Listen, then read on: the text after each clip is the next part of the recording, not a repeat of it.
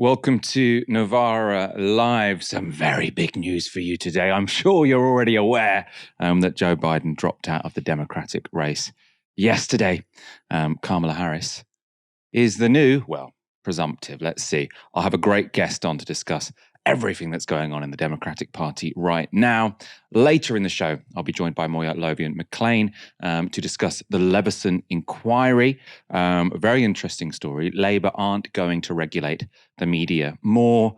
Potentially, was there a quid pro quo? The Murdoch press did back Keir Starmer. Is he doing them a favour in return? We'll also discuss the latest events in Gaza. Israel have again bombed a humanitarian zone, and Yemen has again managed to sort of mount a successful military strike against Israel, a drone that got all the way to Tel Aviv, one of the poorest countries in the world, the poorest country in the Arab world. After weeks of speculation and pressure from within his own party, Joe Biden announced on Sunday he would not stand for re-election as President of the United States. In a letter posted to X, he outlined what he believed were his key achievements in office and said this: "It has been the greatest honor of my life to serve as your president, and while it has been my intention to seek re-election, I believe it is in the best interest of my party and the country for me to stand down and to focus solely on fulfilling my duties as president for the remainder of my term. I will speak to the nation later this week in more detail about my decision." Later on Sunday evening, he posted another tweet endorsing Kamala Harris to be his replacement. So he said, "My fellow Democrats, I have decided not to accept the nomination and to focus all my energies on my duties as president for the remainder of my term. My very first decision as the party nominee in 2020 was to pick Kamala Harris as my vice president, and it's been the best decision I've made. Today, I want to offer my full support and endorsement for Kamala to be the nominee of our party this year. Democrats, it's time to come together and beat Trump. Let's do this." And he's got a picture of him and Kamala Harris looking very happy together. For her part, Harris tweeted this: "On behalf of the American people, I thank Joe Biden for his extraordinary leadership as President of the United States and for his decades of service to our country. I am honored to have the president's endorsement, and my intention is to earn and win this nomination." Now, Harris might have said she wanted to earn and win this nomination, but the Democratic Party appears to have come together to ensure there will be no competition for the post. Immediately after Biden's announcement, Hillary and Bill Clinton released a joint statement praising Biden and endorsing Harris. Former presidential candidate John Kerry's endorsement came next, and soon enough, a slew of elected Democrats weighed in to back the current vice president for the top job. And significantly, that included all the big names like Gavin Newsom and Gretchen Whitmer, who had at one point or another been tipped as potential replacements for Biden themselves. By midday today, 160 representatives, 33 senators, and 16 governors had endorsed Harris, so a majority in all of those categories. That also included most of the Progressive Caucus in the House of Representatives. So AOC tweeted this: "Kamala Harris will be the next president of the United States. I pledge my full support to ensure her victory in November. Now more than ever, it is crucial that our party and country swiftly unite to defeat Donald Trump and the threat to American democracy. Let's get to work." You might know that's not exactly the most sort of singing endorsement I've ever heard, because she doesn't actually say anything nice about Kamala Harris other than that she says she will be the next president of the United States. It's sort of expressing confidence there. Harris has only made one public appearance since Biden's announcement, which was presiding over a visit to the White House by college athletes. She was covering for Joe Biden, who still got COVID, apparently. She didn't mention her campaign for presidency sort of in full, but she will be launching that tonight in Delaware. She did, however, shower praise on Joe Biden. Joe Biden's legacy of accomplishment over the past 3 years is unmatched in modern history. In one term, he has already, yes, you may clap.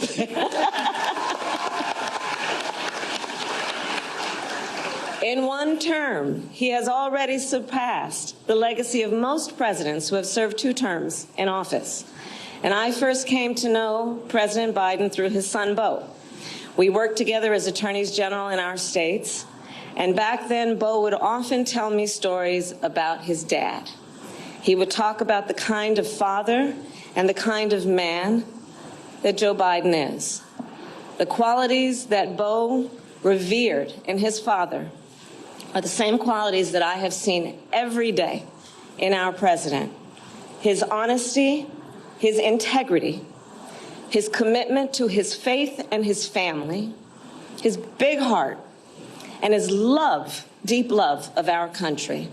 And I am firsthand witness that every day our President Joe Biden fights for the American people, and we are deeply, deeply grateful for his service to our nation.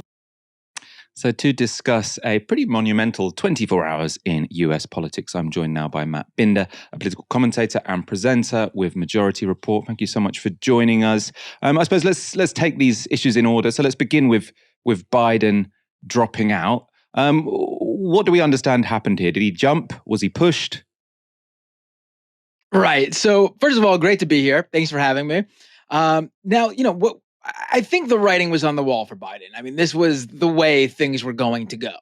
I think from what we understand from reports, is that there has been concern over Biden's condition, his mental state, his cognitive decline for years now. But it's sort of been, I guess, kept hush hush from the broader American public. I mean, if you just watched a speech, you can tell that this isn't the same guy who was, Obama's vice president. He's very different, but age affects everybody differently. So I think a lot of people just assumed, it's just that.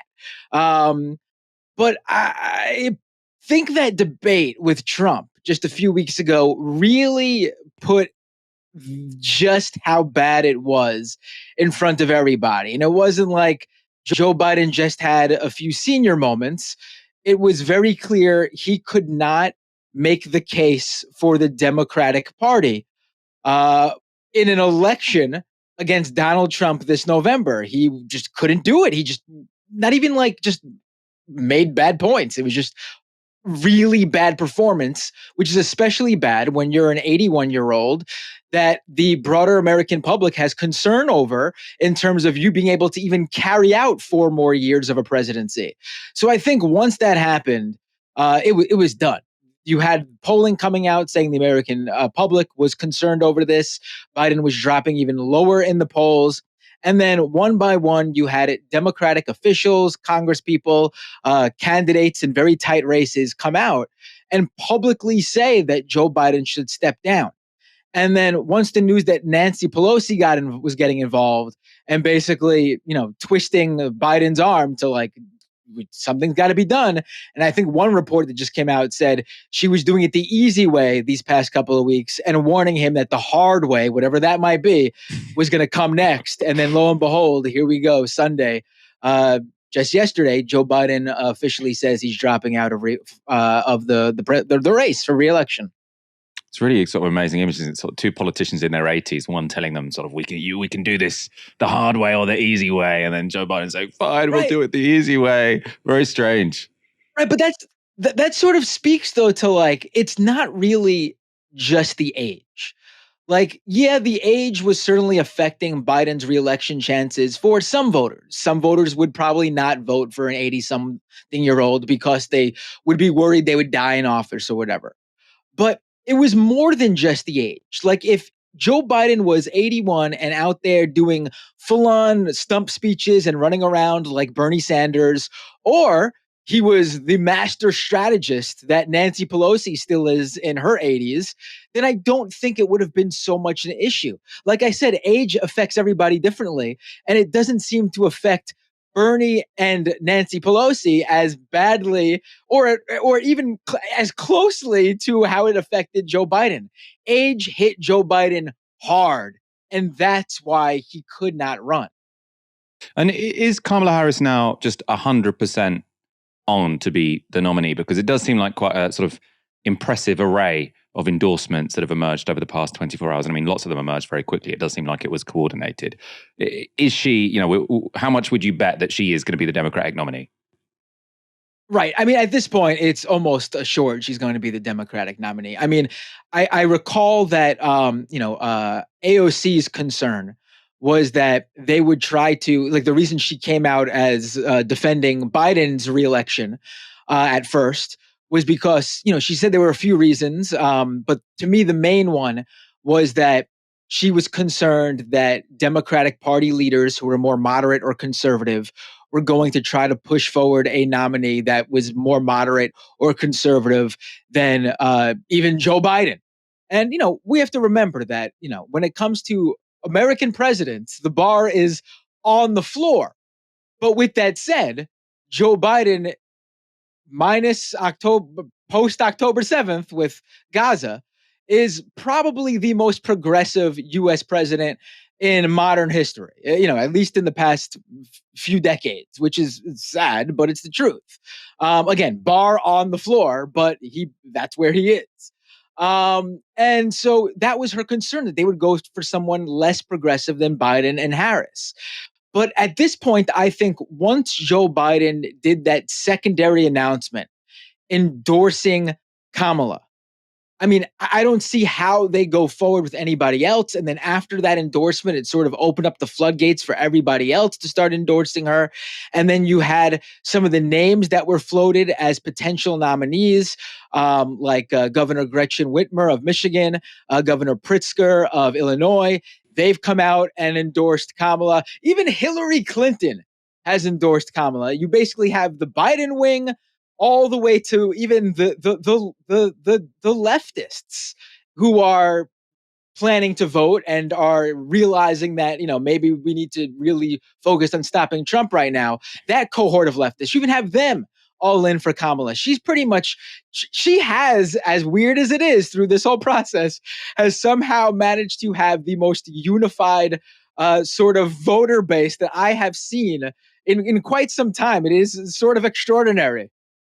And the only person who, well, I mean, not the only person, but the only really significant person that doesn't seem to have endorsed Harris is Obama. So he released a statement sort of yesterday saying, Joe Biden, he's stepped aside, good man, but the Democratic Party needs to have an official process whereby it finds the most sort of able candidate, which sounded like he wanted a more competitive race than seems to be the case, with sort of Harris getting anointed to the job. It's possible. Obama is sort of weird like that in terms of trying to stay out of putting his thumb on the scale. So obviously, of course, unless it's to stop a leftist insurgent candidate from winning the Democratic nomination in 2020. But other than that, it does seem like he tries to have that sort of atmosphere around him where he doesn't try to make it look like he puts his finger on the thumb too hard. I think there's maybe even something more to it, specifically with Kamala Harris. And this is my own theory based on this sort of little nugget of history that's been lost in time. Back in 2013, Obama actually had to apologize for remarks he made about then Attorney General of California, Kamala Harris, because he called her the best looking attorney general in the country. And so maybe he doesn't want it to seem like he's playing a favorite with someone who he likes a little bit too much. We'll talk in a moment about whether Kamala can beat Donald Trump and sort of how that race is going to play out. I suppose, first of all, and for a UK audience, everyone will have heard of Kamala Harris, but might not have sort of a detailed idea of her politics and her history. What kind of politician is Kamala Harris?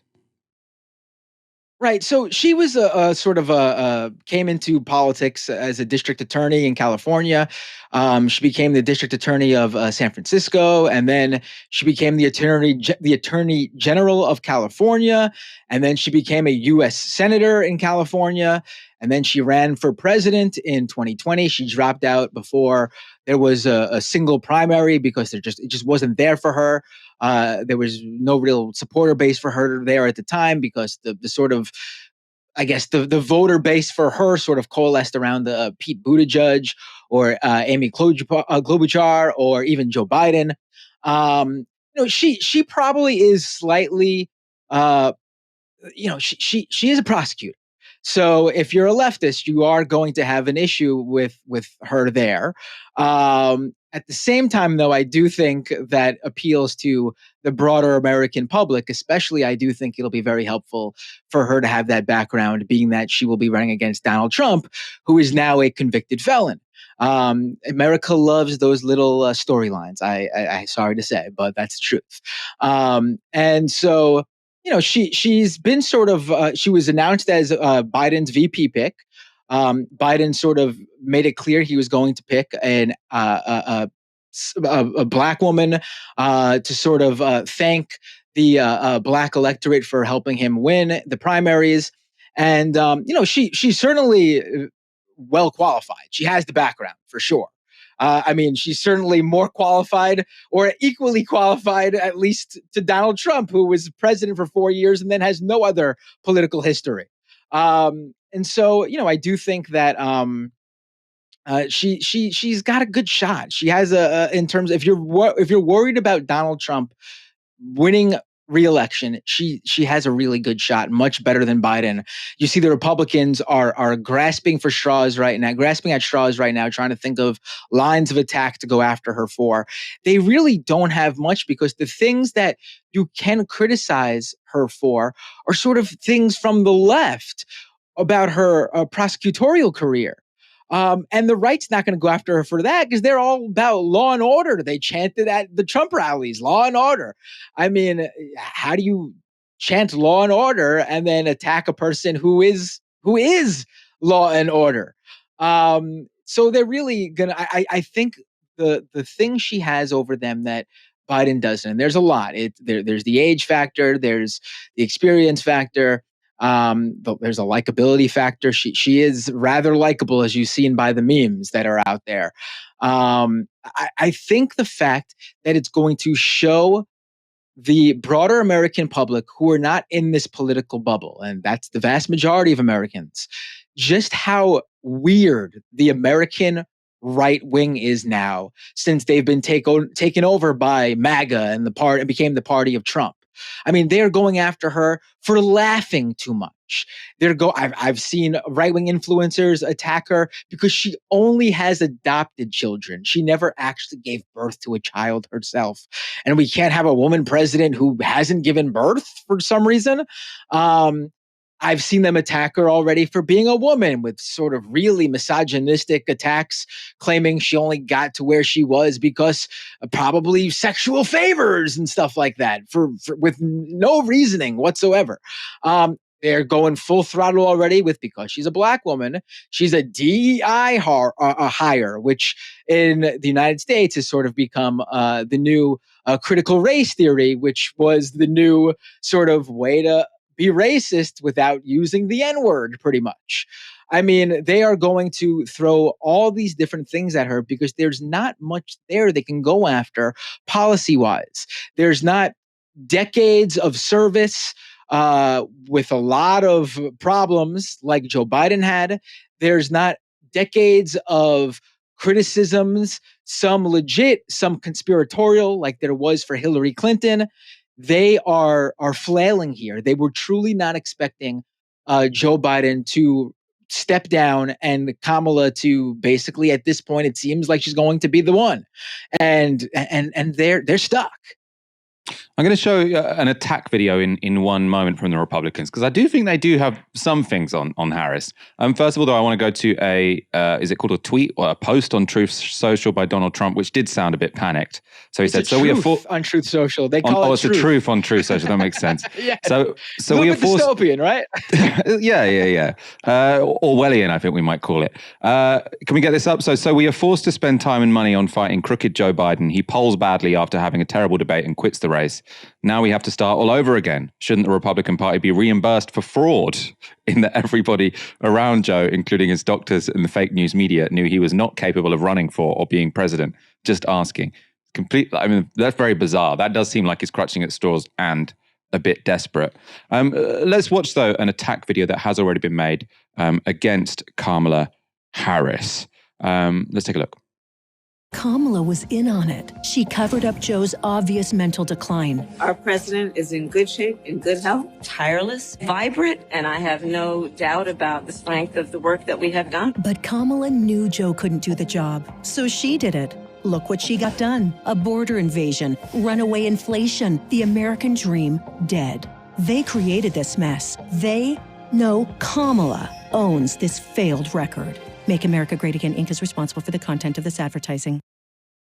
So that seemed, to me, that seemed like a reasonably strong attack because, Joe Biden, yeah, there were concerns about his age, but also there were some concerns about the way he'd governed, right? So, it might not be a critique that we have, but lots of people are concerned about the southern border, lots of people are concerned about inflation. And so they can say all those sort of disappointments you had about Joe Biden, that was Kamala. Plus, she lied to you and told you that Joe Biden was fit to run for president when clearly he wasn't. So I feel like, I'm not saying she can't beat Donald Trump, but it does seem like there are potential attack lines that might stick. Oh, right. Of course. They're going to try to, probably the most legit line of attack they'll have on her is likely that, she was the VP in the administration. But, a common criticism of her throughout these past 4 years has been that she has been sort of MIA. She never really was so much in the public eye. Like, she's a national figure because she's the VP. She was on the ticket that 81 million people voted for in 2020. So she is a national figure who basically has been out of the public eye. She really, that's been a major critique of hers. So I do think while that will be an attack, I think there's many ways she can just bat it away. She'll be able to, first of all, take credit for, by that same line of thinking, she'll be able to take credit for the good that the Biden administration had done. Their positions on labor, Biden's attempts to forgive student loan debt, the ability, she can come out and attack the Republicans on Roe v. Wade, and obviously we have our own criticisms from the left, but in terms of more broadly to American people, they can make that case. There's the infrastructure bill that was very popular in this country. You still see to this very day Republicans who voted against the bill laud the money coming into their state for projects that they boast about, and then they have to be reminded. You see like the little community note on their tweet boasting about it, where they are the ones who actually voted against it, and here they are taking credit. So they have a lot they can actually use to throw that back in their face. And at the same time, because she's the VP, and the VP really doesn't have much power, honestly. Sure, they're in the room.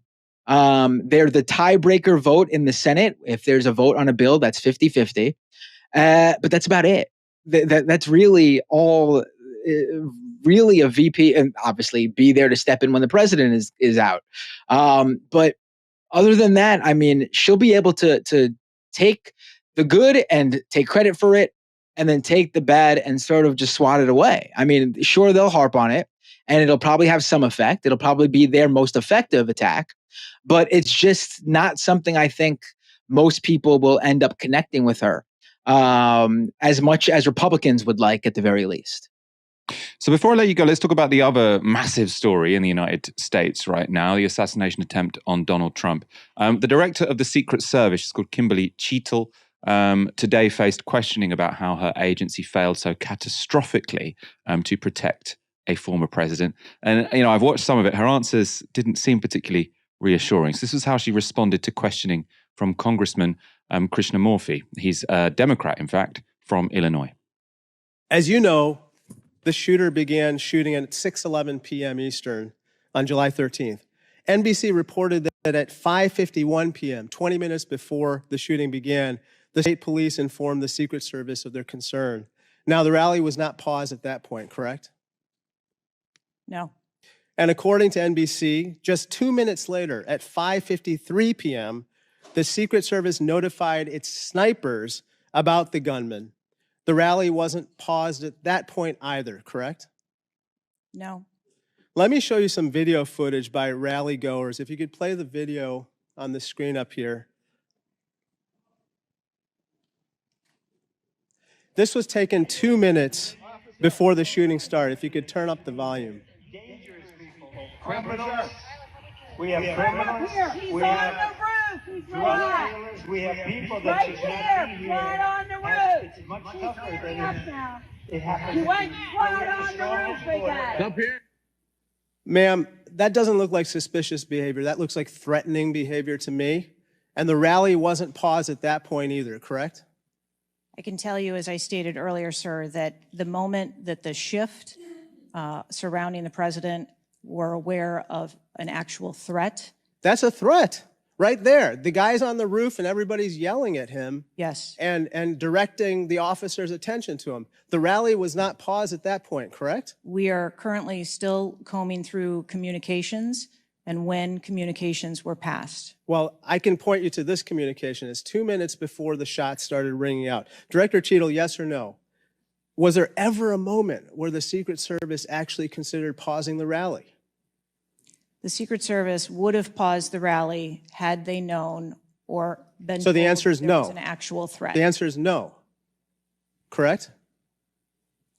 I can speak to you in generalities. No, I don't want I don't generalities. I know want all of the specifics. communications The that were- answer is no. You did not consider pausing the rally, correct? The people that are in charge of protecting the president on that day would never bring the former president out if there was a threat that had been identified. Well, they did, because we've now identified 3 points in the 20 minutes before the shooting that the threat emerged. Let me point you to something else, which is the building that the shooter was perched on, seen here. This building is called the AGR building. I'm sure that you're familiar with it. It's no more than 150 yards from the stage where Donald Trump stood, yet the security perimeter was drawn such that the AGR building was placed outside of it. Director Cheadle, according to the Washington Post, the AR-15 styled rifle used in the shooting had a range of 400 to 600 yards, and therefore the AGR building was clearly within rifle range of the stage, correct? Yes. NBC News has reported that in the days before the rally, the Secret Service had identified the building as a vulnerability that required special attention, correct? That's reporting from NBC. Yes. So I am still looking into an active investigation. I know, but it's been 9 days. I mean, you should know that, right? It's a slightly longer clip than I usually show you, but sort of, I just thought that exchange was quite remarkable. You know, this is an attempted assassination on the ex-president who's, you know, a candidate to be the next president. This should be very high up on the priorities of the Secret Service. And she's like, oh, we still have to do our investigation. I can't answer basic questions. Matt, I mean, you know, there's two questions here, isn't there? There's sort of, how did the Secret Service let this happen? Which it seems like we still don't know the answer to. But also, Right. you know, people sort of castigate Trump supporters for being conspiratorial. But if I were the Secret Service and I'd allowed this to happen, I would want to be sort of making a real effort to show we are being really transparent with you. I know we fucked up, but like we are going to put all of our cards on the table because we know that otherwise, you know, people's theories are going to run wild. And 9 days after this has happened, she's standing there on national TV in front of a congressional committee sort of saying, oh, I'm not sure. Oh, I'm not sure. Can't really talk about that. And it just seemed to me incredibly unconvincing.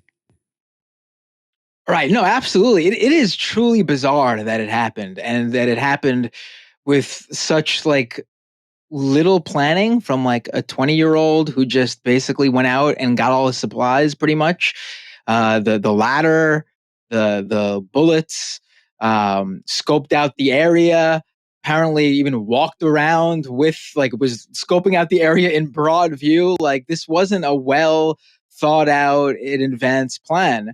And from what we know so far, it seems like it was just a 20-year-old who just, based on the what's come out about the searches on his computer, was just looking for the closest high-profile person to do this to. And Donald Trump just happened to be doing a rally 50 miles away that week. We don't know so much. We still don't know so much about the shooter, other than that he was a 20-year-old registered Republican who, before he was a registered Republican, apparently, or maybe he still was registered Republican, but at some point in his teens, he made a one-off donation to a Act Blue, which is a progressive fundraising platform account. And then he was a gun YouTuber fan because he was wearing a gun YouTuber shirt. Just very bizarre. There's so much we don't know. And then on top of it all, how it even happened, like you saw in that clip where the Secret Service doesn't appear to, at least the very least, being too transparent, let alone whether they actually know or not what actually went down. But clearly something was messed up in their capacity to figure out how to do their job. I don't think conspiratorial. Obviously, it gives a lot of red meat to the conservative base, the Trump MAGA folks who are already deep into conspiracy theories. But for years, there's been reports about how like the Secret Service were like openly like Trump supporters, like at least the ones who were in his caravan of protection. Like they were big Trump fans. He would charm them. They loved him because, they probably have very similar politics too on top of that. So I don't know. We got a really a lot to find out there. It would have been obviously really bad for multiple reasons if that shooter was successful. For me, mainly, the point of that happening would have certainly thrown this country into chaos. And we're already, on edge here already with how split everybody is between Trump and whoever the Democratic nominee is going to be, and whether, the U.S. will even have an election after this with Project 2025, which the Republicans are flaunting. I just think the Secret Service should probably sack their person who's in charge of security of sort of VIPs, and should also sack their head of communications, because I just think some explanation should have emerged by now. Right. It seems like a really safe, like sort of talking point to run with for the Republicans. But then you look and so many of like the pundits and influencers in their orbit are once again going to these really bizarre arguments that turn off the American public, where you can just look at that Secret Service head and say she did not do her job, fire her. But instead they're saying, oh, she's a woman who was hired because of diversity, who shouldn't she doesn't have the capacity to do it for those reasons. Not because there's actually a situation where she was the boss and they failed. Like, and then that just turns people off from them. And then, they can't, this is the same reason why it's been only a little over a week now. And in the American, I know in the UK, you guys might not realize this, but here, the Trump shooting is already completely out of the news cycle. That's crazy. Not even the Republicans are really using it anymore because they're stuck. How do they use this to their advantage with all the information we know now? Secret Service, which Trump is still lauding. He's out there at the RNC talking about how great they are for protecting him, and then on top of that, a registered Republican, huge gun fan with the gun YouTuber shirt on, with the American flags on the shirt. You won't catch any leftists in the U.S. wearing American flags on their shirt. That is a right wing thing.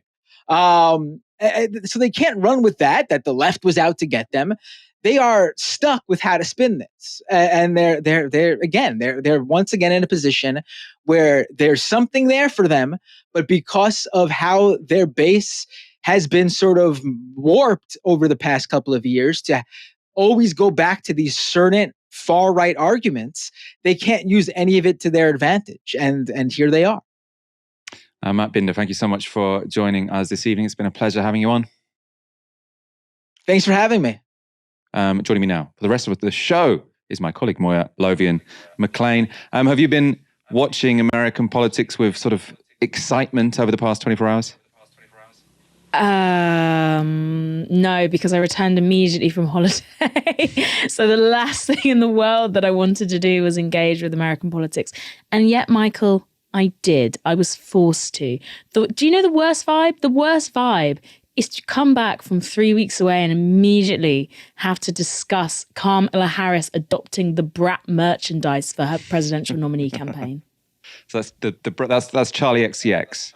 For anyone who is Charlie XCX. Following that trend on Instagram or whatever. British politicians have often enjoyed a relationship to the media that's been too close for comfort. According to her biographer, Margaret Thatcher boasted of writing the Daily Mail's front page announcing her 1987 re-election. And it's not unusual, and definitely not unusual enough, to watch journalists swap their careers for political roles and politicians leave Parliament only to start editing newspapers or forging new careers as broadcasters. But those relationships have very rarely come under official scrutiny. And the one time they did, politicians were not happy at all. The Leveson inquiry began in 2011 and investigated the practices and ethics of the British press. It was supposed to take place in two parts. The first focusing on the culture of the media and its relationship with politicians. The second part was due to examine any unlawful behaviour by the press. The first part closed in 2012 with inquiry chair Lord Leveson recommending much tougher regulation for the British press. That never happened. After the Prime Minister, who ordered the inquiry in the first place, David Cameron, decided to ignore its findings, declining to enact greater press regulation. The second part was also kicked into the long grass, with successive Tory governments refusing to initiate it. And now the Labour Party seems to have joined that tradition too. So new Culture Secretary Lisa Nandy has suggested that Leveson Part 2 won't go ahead under Labour, telling a journalist, quote, "It's not something that we committed to in the manifesto." According to a report in the I newspaper, Nandy has said this in a recent interview. "I'm very opposed to the idea that politicians should be telling the media and the press what they can and can't say. The relationship between politicians and the media is always complicated. It can be very uncomfortable at times, but that's important to democracy." Now, Leveson too was supposed to be looking into criminal practices in the media, so this wouldn't necessarily be politicians sort of intervening in what the media write, but regulating whether or not they break the law, which it seems like Nandy might have missed the point somewhat. She is right on one thing: the relationship between politicians and the media is complicated. In fact, that's exactly what the first Leveson inquiry showed, and may well be one of the reasons Labour don't want to pick up on the second part. With the I newspaper also reporting this interesting nugget. The Sun and the Sunday Times backed Labour at this month's general election after News UK received private assurances that a Starmer-led government would not pursue Leveson 2 or introduce restrictions on press freedom, I understands. Lachlan Murdoch, the head of parent company News Corp, approved the endorsement after meeting with Sir Keir Starmer and his team. Relations had been cool with Sir Keir since he had sanctioned prosecutions of the newspaper group's journalists as Director of Public Prosecutions. The Sun leader column backing Labour pointedly mentioned a free press as one of the common sense values that the paper supported. News UK, of course, is the Rupert Murdoch-owned corporation that in turn owns The Sun and The Sunday Times, as well as The Times newspaper. It also once owned the News of the World, but that tabloid was shuttered after the grim details of its journalists' practice of phone hacking became public in 2011. Targets included dead British soldiers, victims of the 2007 London bombings, and the parents of murdered schoolgirl Millie Dowler. The public outcry was so great that then Prime Minister David Cameron made this announcement to Parliament. After listening carefully, we've decided the best way to proceed is with one inquiry, but in two parts. I can tell the House that this inquiry will be led by one of the most senior judges in our country, Lord Justice Leveson. He will report to both the Home Secretary and the Secretary for Culture, Media and Sport. The inquiry will be established under the 2005 Inquiries Act, which means it will have the power to summon witnesses, including newspaper reporters, management, proprietors, policemen, and politicians of all parties to give evidence under oath and in public. Now, Cameron may have come to regret the decision to give the inquiry so much power after he was called to give evidence just a few months later. Here, Cameron is questioned about diary appointments with Rupert Murdoch, his son James, who ran News UK, and Sun editor Rebecca Brooks. We've identified for Mr. Rupert Murdoch 10 entries, Mr. James Murdoch 15, and for Rebecca Brooks 19. In relation to her, does that cover all social interactions or not? This is for the period when I was in opposition. Yes. What we did for this, the short answer is it might not, because what we did for this was go back over the diaries for all the time I was leader of the opposition, try and work out whether we'd missed anything out, but it doesn't always include, for instance, at the weekend, my diary wouldn't cover my weekends necessarily, so there could be other meetings in there that I haven't identified. All very chummy stuff, and it got even chummier. Rupert Murdoch's testimony at the inquiry revealed that in 2008, as leader of the opposition, David Cameron had flown to the Greek island of Santorini on a Murdoch family private plane before joining Rupert Murdoch on one of the family's private yachts. Asked at the inquiry whether this kind of visit from a senior politician was normal, Murdoch said this: "I think I've explained that politicians go out of their way to impress people in the press. I think that's part of the democratic process. All politicians on all sides like to have their views known by editors and publishers, hoping that they will be put across and succeed in impressing people. That's the game. I enjoy meeting, let's call them our leaders. Some impress me more than others. So let's call them our leaders." He thinks it's democracy to have people, so-called leaders, go and beg for the support of billionaire press barons. Cameron's chumminess with the Murdoch empire even extended to Downing Street. Andy Coulson, former editor of the News of the World, was appointed Cameron's director of communications after the 2011 general election. Less than a year later, he resigned after the full extent of the paper's phone hacking crimes began to emerge, including reports that he had, quote, actively encouraged reporters to illegally intercept voicemail messages. But it wasn't just Cameron's closeness to the press baron and his senior staff that was disclosed by the Leveson report. It also revealed details about the Sun's endorsement of Tony Blair in 1997. Speaking at Leveson, Murdoch was asked how that had come about. This relates to what happened on the 17th of March 1997. This is Mr. Neil. Yes. Blair went the final mile for Rupert in an article for The Sun right at the start of the election campaign. He flew the Union flag and wrote in highly Eurosceptical tones, "Rupert was delighted." Were you delighted?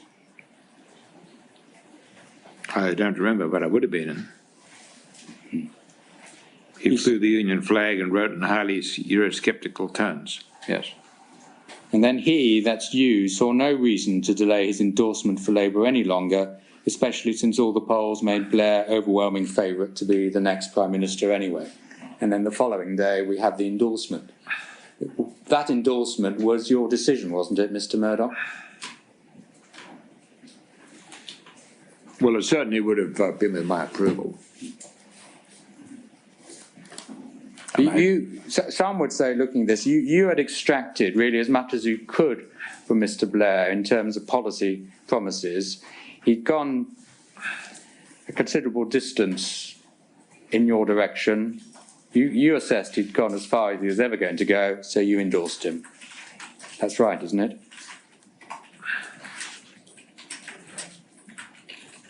Yeah, I think so. Blair enjoyed such a close relationship with Rupert Murdoch that in 2010 he became godfather to Murdoch's youngest daughters. Speaking at the Leveson inquiry, Blair described his relationship with Murdoch like this.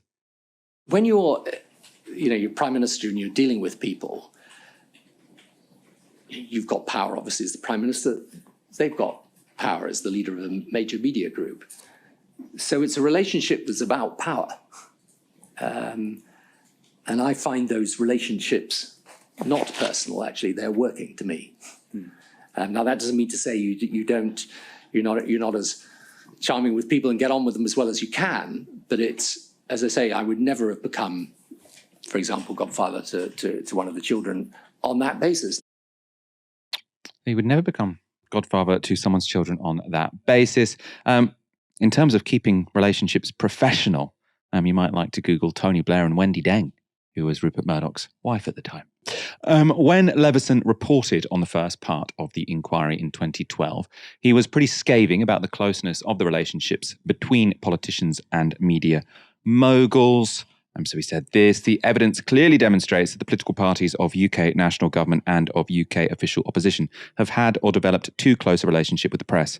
This assessment relates to the period of the last 30 to 35 years, but is likely, as has been suggested, to have been much longer than that. Although this relationship has fluctuated over time, the evidence suggests there has been a perceptible increase in the proximity of the relationship over this period. I do not believe this has been in the public interest. But politicians don't seem to have paid much attention to that judgment, with post-Leveson prime ministers cozying up to Murdoch too. Analysis by the Press Gazette showed that in the first year of Boris Johnson's premiership, his cabinet ministers met with News Corp officials nearly 50 times. And in 2022, Murdoch shelled out 11 grand to pay for Johnson, who was no longer prime minister, to visit him in the US, where the two had a private meeting. For the duration of the last Conservative government, the second stage of the Leveson inquiry was repeatedly delayed. That part was set to look into unlawful activities conducted by the British press, including the Murdoch-owned papers. And in 2018, the Tories permanently axed the second stage, a decision condemned by Jeremy Corbyn's Labour Party. Under Corbyn, who never enjoyed a friendly relationship with the billionaire press class, Labour was committed to conducting Leveson Part 2. But if Nandi's comments are anything to go by, it now appears that Starmer's Labour has dropped that pledge, and that shouldn't come as any surprise. Members of Starmer's team are reported to have had several meetings with Murdoch and his officials over the year running up to the election as Labour prepared for that general election. As one news source told The Guardian last summer, quote, "We can't keep Starmer away." Moya, sort of when people look back at sort of the new Labour period, obviously there were lots of various failures that one can point to. But I suppose one is that they didn't change the balance of power when it came to Britain's press, even with a massive majority. And it seems like Keir Starmer doesn't have much interest in reining in oligarchic interests in Britain's press either. I'm always fascinated by the way that Britain's press works, because we talk about, the press as having all this power, and they do, but it sort of operates like a driverless train. If you talk to people of press interests, or, the people who work at the major mainstream news organizations, they very much see themselves not as, these people that hold all this power in their hands and have this ability to change the narrative, etc. They sort of see themselves as much as within this maelstrom, within this storm that they can't make sense of, as we might outside of it. And it's really fascinating how skewed it is. And you look at, I think this has become about, because when we talk about Rupert Murdoch, we're talking about a man who has single-mindedly, steamrolled anything in his path for the pursuit of power. The way that he has set up all his papers has solely been to make Rupert Murdoch and Rupert Murdoch's family more powerful and richer. That has been his only aim in rejigging the news environment and the way we report news. And now it means the media landscape as we know it all follows that path.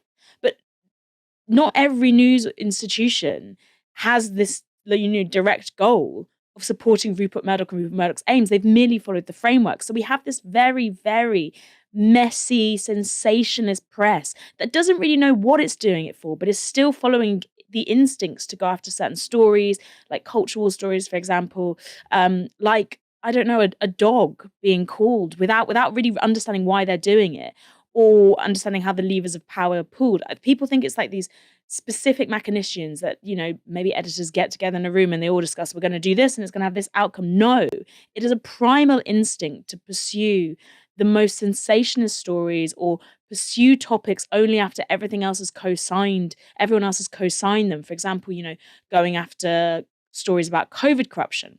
I've got lots to say on this.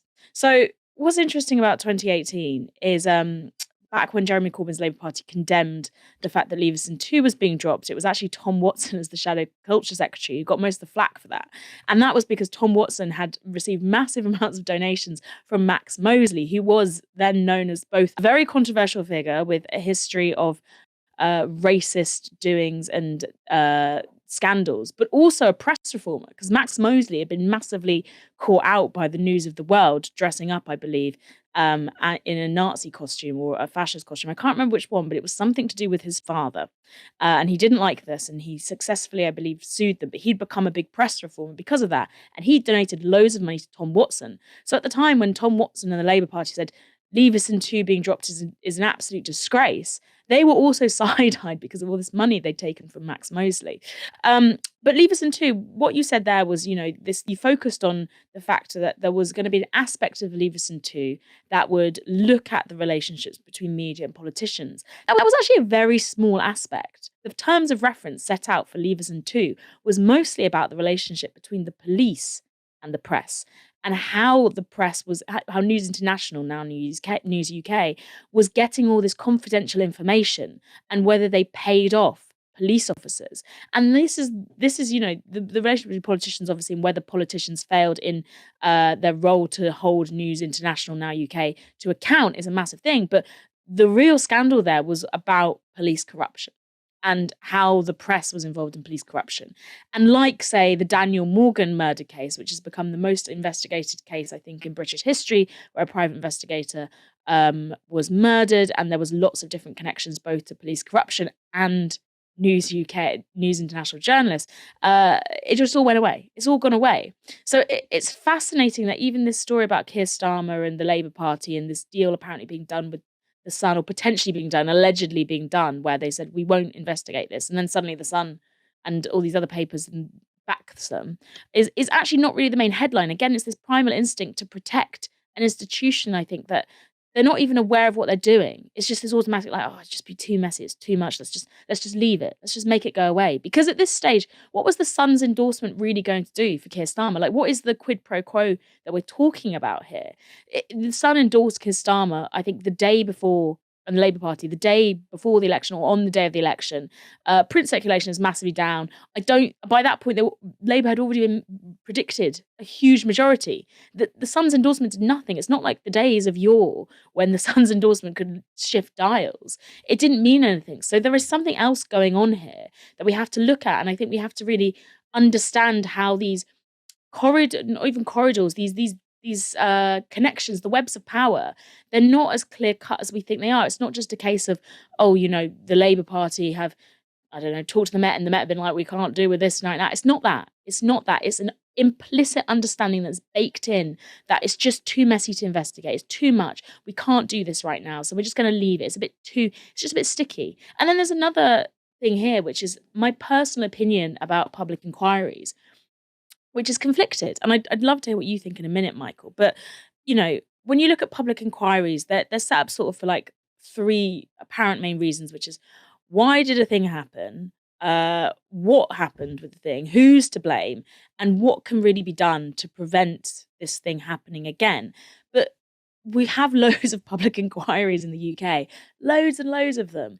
And they've got very weak powers when it comes to actually implementing the recommendations of the public inquiry, or basically no mandate. You can say, we spend so much taxpayer money on these public inquiries, you appoint the best people to do them, and they come out with these amazing lists of recommendations, like things that you read and you're like, that would really change, the way housing is done in the UK. That would change our healthcare system. That would change the way the press is run. But very few public inquiries result in this massive, deep-rooted radical change that they might actually be suggesting. Because when it comes to it, the government doesn't have to implement them, or the healthcare provider doesn't have to implement these recommendations. And the major factor in getting recommendations implemented, or the changes that are advised, say like with the post office, we should actually pay out to the victims of the post office scandal, is the media.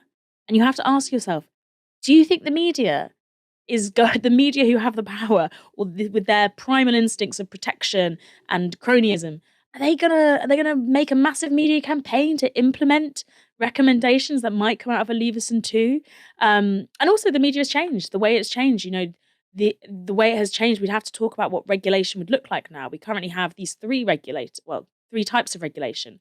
One is Impress, which actually has implemented all the Leveson recommendations. If you sign up to Impress, like Novara Media has, and a lot of other left-wing media organisations have, then you are abiding by the recommendations Leveson made at the end of that inquiry. But most of the mainstream press has signed up to Ipso, which has absolutely no intention of abiding by Leveson recommendations, and is not being approved by, I think it's called the Press Recognition Panel, which oversees whether something is implemented Leveson recommendations. And the third type of recommendation is regulation is internal regulation, which The Guardian has, where you have supposedly independent ombudsman who looks after complaints and then an appeals process. So how would we regulate the press nowadays? Leveson inquiry was in 2011. How would we want the regulation to change with digital media? How do we, actually regulate according to the times we're in?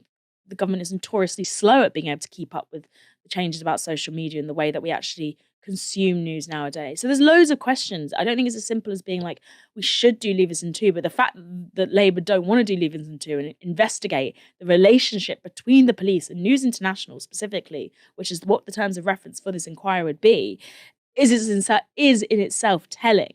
But I think if, my personal opinion is if we're going to do a public inquiry, we'd have to set new terms of reference that would actually be updated. But that's not going to happen. It's never going to happen. Yeah, well, I suppose it could. So I suppose my position on public inquiries, so I really understand the critique that, one, they're very expensive, especially the COVID inquiry seems like it's cost a hell of a lot of money. Two, their sort of recommendations don't really get implemented. It seems to me that the real value of them is to get things on the public record, and also you sort of are having public funding to investigate stuff to some degree. Right. So if we're saying that sort of the media is in crisis and it's very difficult to do investigative journalism because the funding model is somehow broken down, then potentially the more places where we can get sort of publicly funded bodies that can sort of try and find the truth, I think probably is going to be a net good, which is why I suppose I tend to be in favor of public inquiries as sort of a way of investigating things, because it's then a resource, isn't it, for journalists or academics or people who want to say, so what really happened between politicians and the press? And you've got this great resource, which is lawyers interrogating people. You've also got a statutory right to sort of give up documents and records. So I think it's I think it's sometimes naive to think that sort of shining a light on a problem will solve it. But I think probably shining a light on a problem can't, it's not going to be a net negative. It's better to shine a light on things than to not do so, and giving some sort of lawyers the power to do that, supposedly in the public interest, I think is probably a good thing. I mean, in terms of, I agree that sort of a really meaty Leveson 2 was always very unlikely. I don't think this is remotely surprising. I suppose the question with Starmer, and it was the same question about New Labour, is if you are the Labour Party, the media are always going to be basically sort of structurally against you because they're owned by billionaires, whatever. And the one time you might be strong enough to take them on is after you've won that big first majority. But because Labour parties are understandably always so terrified that they're going to get destroyed by the press and therefore not get into power in the first place, they tie their hands behind their back. And so you've got this sort of catch-22 where they all think, well, we can only guarantee our election if we're super nice to the media. Then they don't put any regulations on them. And then in 10 years' time, it will come bite them in the ass, as it did with sort of the Labour Party in the 2010s. Potentially, if there had been a bit more media regulation, the public wouldn't have been sold the lie that the only reason we had a financial crash was because Gordon Brown had given a bit too much money in tax credits, which was always completely nonsense, but was something that the Labour Party ended up having to sort of accept as the truth because they saw the press barons as more powerful than themselves in some respects. Well, potentially, but then I'd ask you what kind of media regulation. I mean, I'm in favour of media regulation, I'd like to say, but I haven't worked out whether I believe that media regulation as set by the government or whether they have the capacity to create an independent regulator that would truly be independent and not just drawn from the existing pool of, say, press barons or liberal head honchos. Like, would it really represent the sort of media regulation we're talking about? Or would it be, media regulation as already exists, basically, just in a new form? That's what IPSO was. IPSO was created as this sort of toothless bells and whistles added to it from the PCC, which was the Press Complaints Commission, which is the previous iteration of press regulation. And every time we try and do press, I totally agree with what you're saying about, Labour again and again falling into this trap of like, oh, we can't piss off the press barons. And I do think they're making a huge mistake because the way that media is set up is completely different now. But again, what I would say is like, if we're talking about Leveson 2, again, I agree, and it's a net positive to have a light shone and stuff. We need new reference, because I do think what terms of reference would we want for a new Leveson 2 inquiry? That's what I don't think we're ever going to get, because it's simply not within the brief that's been set.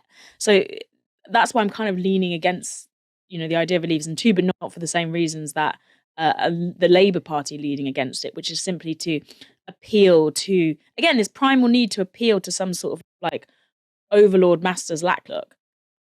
Moya is now cutting out ever so slightly, but at least it only happened at the very end of the show, because we are going to wrap up now. I would have loved to have heard the end of Moya's point there, but we've already had so many nuggets of wisdom this evening, so we should count ourselves lucky. We, at the beginning of the show, trailed that we were going to discuss a couple of stories about Palestine, including the Yemenis getting a drone all the way to Tel Aviv. It's quite a significant story, so we want to give it the proper time it deserves, so we're going to push it to tomorrow. If you're wondering why we haven't covered that, we've just run out of time. If you want to support the show, you can go to novaramedia.com/support. The link is in the description. For now, my thanks to Moya Lothian-Mclean for joining me tonight. Thanks to everyone for watching this evening. Come back tomorrow for another live stream from 6 p.m. For now, you've been watching Novara Media. Good night.